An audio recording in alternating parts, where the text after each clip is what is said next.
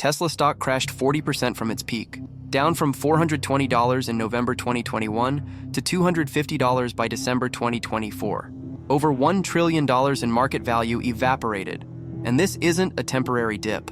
This is structural collapse of the EV growth narrative that justified Tesla's insane valuation. Right now, Tesla is delivering fewer vehicles than a year ago. Fourth quarter 2024 deliveries fell 6% year over year. That's the first annual decline in Tesla's history. Electric vehicle demand isn't accelerating, it's stalling. And Tesla, valued as a high-growth tech company, can't justify a 70 times earnings multiple when growth turns negative. The automotive industry published data in January 2025 showing global EV sales growth slowed to 8%, down from 43% in 2022 and 25% in 2023. The exponential growth curve that Wall Street priced into Tesla broke. EVs are hitting the adoption chasm where early adopters are saturated and mainstream consumers aren't buying. This slowdown happened precisely when Chinese EV competitors flooded the market with cheaper, better vehicles, and traditional automakers launched credible EV alternatives. The probability of Tesla maintaining market dominance and premium pricing in this environment is zero. This is the pattern of every technology adoption cycle. Early explosive growth driven by enthusiasts and early adopters. Then the chasm. Mainstream market is harder to penetrate, requires lower prices, better infrastructure, and overcoming inertia. Many technology companies that dominated early stage fail to cross the chasm, and Tesla is showing all the signs of a company struggling at the chasm. Dan Ives, Wedbush analyst who's been bullish on Tesla for years, stated in December 2024, "The EV demand story is fundamentally changing. It's no longer about if EVs will dominate, but when and at what price point. And Tesla's premium positioning is becoming a liability as Chinese competitors offer comparable technology at half the price." Even more concerning, Elon Musk is distracted. He's running Twitter, now X. He's focused on politics and the Trump administration. He's promoting Neuralink and AI projects. Tesla is no longer his primary focus, and the company is suffering from lack of leadership attention at the exact moment competition intensifies. The assumption that Tesla's first-mover advantage and brand strength would protect it from competition broke completely when BYD, a Chinese company most Americans never heard of, became the world's largest EV seller. Here's what should terrify every Tesla investor. The stock is still valued as if growth will resume. Price-to-earnings ratio of 70. For comparison, Toyota trades at 9 times earnings, Ford at 6, General Motors at 5. Tesla would need to triple earnings to justify current valuation. But earnings are declining, not tripling. Think about that. Before we break down exactly how Tesla went from unstoppable growth story to declining deliveries, why Chinese competition is destroying Tesla's market share globally, what the demand slowdown means for EV adoption timeline, and why the stock has further to fall even after 40% crash. If you want to understand the most important shift in the automotive industry and why Tesla's best days are behind it, hit that subscribe button and turn on notifications. Because what we're revealing will change how you see EV investments and why betting on yesterday's winner in a rapidly changing market is a losing strategy. Leave a comment. Will Tesla recover or is this permanent decline?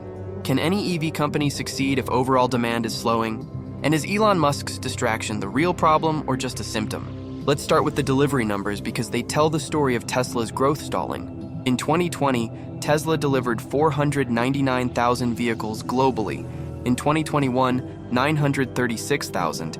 In 2022, 1.3 million. In 2023, 1.8 million. Consistent rapid growth. Then 2024. First quarter deliveries were 387,000, down 9% from Q1 2023. Second quarter, 444,000, up slightly but below expectations. Third quarter, 463,000. Growth resumed but weak. Fourth quarter, 495,000, down 6% year over year. Total 2024 deliveries, 1.79 million.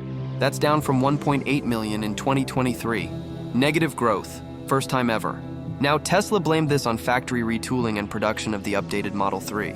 Fair excuse for one quarter maybe, but the entire year showing decline is structural, not temporary. More concerning is where the weakness is. China, Tesla's second largest market, is the problem. Tesla's China deliveries fell 27% in Q4 2024 year over year. Domestic Chinese brands are crushing Tesla. BYD delivered over 3 million vehicles in 2024, more than Tesla globally. And BYD is expanding into Europe and South America. They're not just winning in China, they're becoming a global player. Europe is also slowing. Tesla's European deliveries grew modestly but below trend. Volkswagen, BMW, Mercedes all launched competitive EVs, and European consumers have loyalty to domestic brands. United States is holding up better, but even there, growth is slowing. New competitors like Rivian and legacy automakers like Ford and GM are taking share. Tesla's global market share in EVs is declining. In 2020, Tesla was 20% of global EV sales. In 2024, less than 12%. They're losing share while the market grows. That's the worst combination. And this is before major new competition arrives. Legacy automakers are investing hundreds of billions in EV production. By 2026 and 2027, there will be dozens of credible EV options at every price point. Tesla's early advantage disappears completely. Now let's talk about the China problem specifically, because it's existential for Tesla. Tesla built a gigafactory in Shanghai in 2019. It was supposed to be the key to the Chinese market. Low production costs, no import tariffs, direct access to the world's largest auto market. Initially, it worked. Tesla sales in China surged. The Model 3 became a status symbol. Chinese consumers loved the brand. But Chinese competitors caught up fast. BYD, NIO, XPeng, Li Auto, dozens of others. They studied Tesla's technology, hired Tesla's engineers, and built comparable or better vehicles. BYD's Seal, priced at $25,000, competes directly with Model 3 at $40,000. Same range, similar performance, better interior quality according to Chinese reviews, half the price. NIO's ES6 SUV competes with Model Y, offers battery swap technology that Tesla doesn't have. Swap a dead battery for a full one in 5 minutes, no charging wait. Xpeng's G6 has advanced autonomous driving features that rival Tesla's full self-driving. And Xpeng is pricing aggressively to gain share. Chinese government subsidizes domestic EV makers, provides cheap land, cheap financing, protects the market with regulations that favor local companies. Tesla, as a foreign company, doesn't get the same support.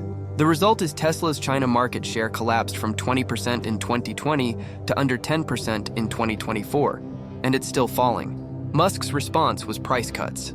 Tesla cut Model 3 prices in China multiple times, trying to match BYD on price. But this destroys margins, and it doesn't work because BYD can cut prices further if needed.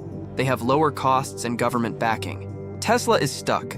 Can't compete on price without killing profitability. Can't compete on features because Chinese brands innovate fast. Can't rely on brand because Chinese consumers increasingly prefer domestic brands. China represents long-term growth for global auto industry. If Tesla loses China, they lose the most important market.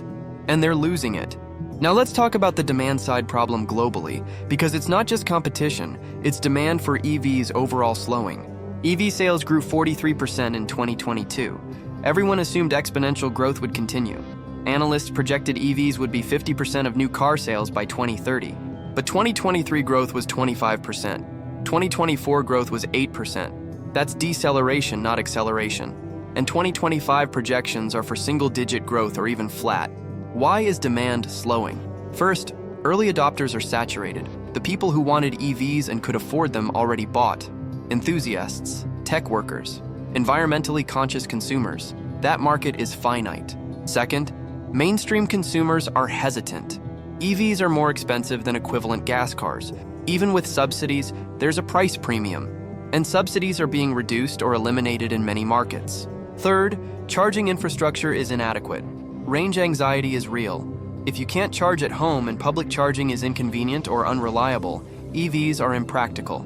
This limits the addressable market. Fourth, battery technology hasn't improved as fast as hoped. Range is better than early EVs, but still less than gas cars. Charging is faster, but still takes longer than filling a gas tank. Cold weather reduces range significantly. These limitations matter to mainstream buyers. Fifth, used EV market is weak. EVs depreciate faster than gas cars because battery degradation is uncertain and replacement cost is high. This makes total cost of ownership worse than expected. Sixth, economic conditions are tightening. Interest rates are higher. Auto loans are more expensive. Consumers are delaying big purchases, and when they do buy, they choose cheaper options. All these factors combine to create a demand ceiling. EVs can't penetrate beyond a certain percentage of the market until these problems are solved, and solving them takes time and investment. Tesla assumed these problems would be solved quickly. They weren't. And now Tesla is facing the reality of slower growth in a competitive market. Now let's talk about Tesla's valuation problem, because even after a 40% crash, the stock is expensive. Tesla's market cap is about $700 billion. That's more than Toyota, Volkswagen, and General Motors combined. Those three companies produce 30 million vehicles annually. Tesla produces less than 2 million. Tesla's price-to-earnings ratio is 70. The auto industry average is 8. Tesla would need to increase earnings 9 times to justify its valuation relative to peers. Bulls argue Tesla isn't a car company. It's a tech company, energy company, AI company. Full self-driving will revolutionize transportation. Energy storage will transform the grid. Optimus Robot will change manufacturing. But none of these businesses are generating significant profit yet. 90% of Tesla's revenue is automotive, and automotive growth is negative. Full self-driving has been next year for a decade. It's still not fully autonomous, requires driver supervision, can't operate in all conditions, and competitors are closing the gap. Energy storage is growing but tiny compared to auto revenue, not enough to justify the valuation. Optimus Robot is years from production and revenue. It's a science project, not a business. So the bull case requires believing Tesla will somehow transform from declining auto company to dominant player in multiple future industries. Possible? Maybe. Likely enough to justify 70 times earnings? No. The realistic valuation for Tesla, based on current financials and growth trajectory, is closer to 300 to 400 billion market cap. That implies another 30 to 50% downside from current levels. Some analysts argue for even lower. If Tesla is just a car company, and car companies trade at 8 to 10 times earnings, Tesla should be valued at 200 billion or less. That's 60 to 70% below current price. The only scenario where current valuation makes sense is if Tesla achieves full autonomy, launches a robo-taxi network, and dominates that market. But that's a speculative bet on technology that doesn't exist yet and business model that's unproven. Now let's talk about Elon Musk's role, because his distraction is a major factor in Tesla's struggles. Musk bought Twitter in October 2022 for $44 billion. Since then, he's been obsessed with running that platform, now called X. He's posting hundreds of tweets daily, fighting with advertisers, making controversial political statements, alienating half his customer base. Tesla's core customers historically were environmentally conscious, left-leaning, tech-savvy people. Exactly the demographic that's turned off by Musk's political shift and Twitter behavior. Brand surveys show Tesla's favorability among Democrats collapsed from 70% to 30%. This matters because car purchases are emotional. Brand reputation matters. When potential customers dislike the CEO, they buy competitors. Meanwhile, Musk is also CEO of SpaceX, running Neuralink, running the Boring Company, and now involved in the Trump administration through DOGE, the Department of Government Efficiency. No human can effectively run 5 companies simultaneously. Tesla is suffering from lack of focus. Product development is slower. The Cybertruck launch was delayed and botched. The promised $25,000 entry-level EV has been delayed indefinitely. The next-generation vehicle platform is behind schedule. Competitors are out-innovating Tesla. BYD launches new models every few months. Legacy automakers are catching up on software and batteries. Tesla's technology lead is shrinking, and Musk's attention is elsewhere. He's focused on making Twitter profitable, which it's not. He's focused on political influence.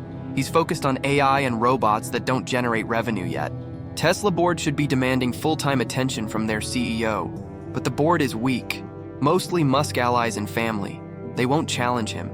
So Tesla drifts without strong leadership at the exact moment it faces existential competitive threats. This is a governance failure. Now let's talk about what happens next, because the trajectory is concerning. Best case scenario for Tesla. Demand stabilizes in 2025. Chinese competition is contained to China. Tesla maintains US and European market share. Margins stabilize. Stock trades sideways at current levels.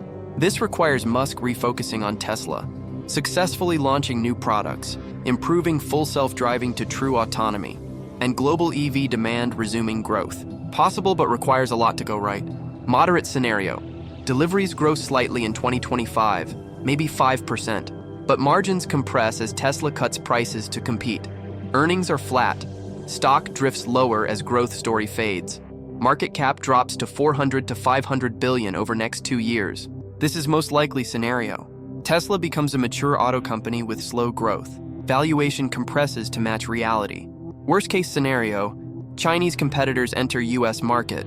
BYD and others start selling in America at lower prices. Tesla's US market share collapses like China did. Deliveries decline.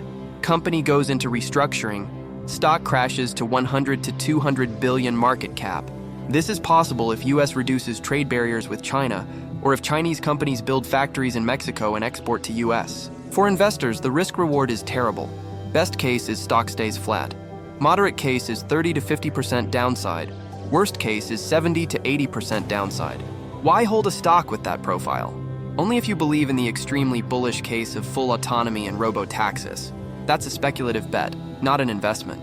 Now let's talk about the broader EV market implications, because Tesla's struggles signal problems for the entire sector. If Tesla, the EV leader with best technology and strongest brand, can't sustain growth, what does that mean for everyone else? Rivian is burning billions. They're delivering vehicles but losing money on each one. They need capital raises repeatedly. Stock is down 80% from peak. They might not survive without acquisition or bailout. Lucid is in worse shape. Deliveries are tiny. Losses are massive. Backed by Saudi Arabia so they have funding. But the business model doesn't work. NIO, Xpeng, Li Auto in China are profitable or near profitable, but they face the same demand slowdown, and they can't expand globally easily because of geopolitical tensions and tariffs. Legacy automakers like Ford and GM are scaling back EV investments. Ford announced they're delaying EV production targets. GM is slowing battery plant construction. They see the demand weakness and are adjusting. The entire EV sector is repricing. The narrative of exponential growth is dead. The reality is slow, grinding market penetration with intense competition and low margins. This is what mature industries look like. And EVs are maturing faster than anyone expected. For the climate, this is concerning. Transportation electrification needs to accelerate to meet emissions targets. But the market is slowing. Governments will need to intervene more aggressively with mandates and subsidies, which is politically difficult. Now let's talk about what Tesla could do to reverse decline, because it's not impossible. First, launch a compelling affordable EV, the $25,000 car Musk promised. This opens the mass market, but it requires low-cost production and probably low margins. Tesla hasn't shown willingness to sacrifice margins for volume. Second, achieve full autonomy and launch robo-taxis. This is the bull case. If it works, Tesla becomes a mobility company, not a car company. Valuation expands. But this has been 2 years away for a decade. Skepticism is warranted. Third, refocus on core business. Musk sells Twitter or steps back, dedicates time to Tesla, accelerates product development, rebuilds brand reputation. This requires personal change that's unlikely. Fourth, expand energy business aggressively. Become the leading provider of grid-scale batteries and home solar. This is high-growth market, but requires investment and focus that might not be available. Fifth, cut costs dramatically to compete with Chinese manufacturers. Redesign vehicles for cheaper production. Accept lower margins. Compete on price, not premium brand. This is culturally difficult for Tesla. Any of these could work, but they all require strategic shifts that Tesla hasn't made and shows no signs of making. So decline is more likely than reversal. Now let's address the Tesla bull argument, because it's important to be fair. Bulls argue that comparing Tesla to Toyota or Ford misses the point. Tesla is building the future of transportation, autonomous vehicles, energy infrastructure, AI, and robotics. The car business is just the foundation. If you believe this narrative, current valuation might be justified. Because once full self-driving is solved, Tesla doesn't sell cars. They operate a robo-taxi fleet. That's a software business with high margins, not a manufacturing business. The total addressable market for mobility as a service is trillions.